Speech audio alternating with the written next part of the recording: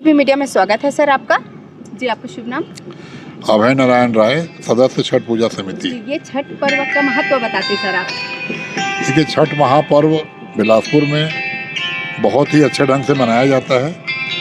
25 साल से लगातार यहाँ पर इस घाट पर जहाँ आप बैठी हैं, छठ महापर्व मनाया जाता है। यह छठ व्रत भगवान सूर्य को अर्घ देने का, नदी की पूजा करने का और जितने प्राकृतिक उत्पाद होते हैं उनकी पूजा, जितने फल नए आएंगे वो चढ़ेंगे, जितनी सब्जियां आएंगी वो चढ़ेंगी, नया सूप, नया दौरा, नया वस्त्र, ये शुद्धता, नवीनता और प्रकृति की पूजा है।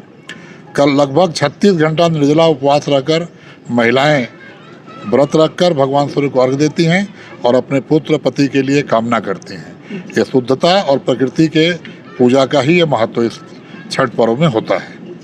और सर, खास बात आपसे ये जानना चाहूँगी सर, जैसे ये छठ पर्व, ये तो बिहार का त्यौहार है, इसको जो छत्तीसगढ़ में लाया है, कौन लाया है, इसके बारे में आप कुछ जानकारी देते? ये आपका ये कहना कि कोई छठ पर्व या कोई भी पर्व किसी प्रदेश का है, शुरुआत कहीं से होती है। बिहार के जो गंगा किनारे के लोग थे, जितने जिले और शहर गंगा किनारे हैं, वहाँ से ये व्रत का प्रारंभ हुआ। लेकिन आज ये पूरे देश में, मैं समझता हूँ कि बिहार से ज़्यादा दिल्ली में चर्चा है, बिहार से ज़्यादा बॉम्बे और महाराष्ट्र में चर्चा है, बिहार से ज़्यादा छत्तीसगढ़ में चर्चा है। और छत्तीसगढ़ तो वो प्रदेश है जो बिहार के बाद छठ पूजा की तत्कालीन भूपेश बघेल सरकार ने छुट्टी प्रदान की थी और आज भी वो छुट्टी जारी है।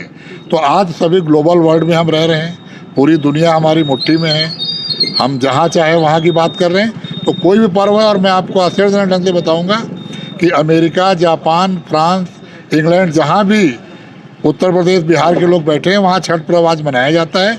और छत्तीसगढ़ में तो हमको लगता ही नहीं कि बिहार का पर्व है कि छत्तीसगढ़ का पर्व है। छत्तीसगढ़ के ऐसे बहुत परिवारों को मैं जानता हूँ जो 25 साल से लगातार इस व्रत को देख के चालू किए, अब उनसे देखकर दूसरे लोग कर रहे हैं। और सर, खास बात ये भी जानना चाहूँगी, ये बिलासपुर में किस किस जगह पे छठ पर्व मनाया जाता है?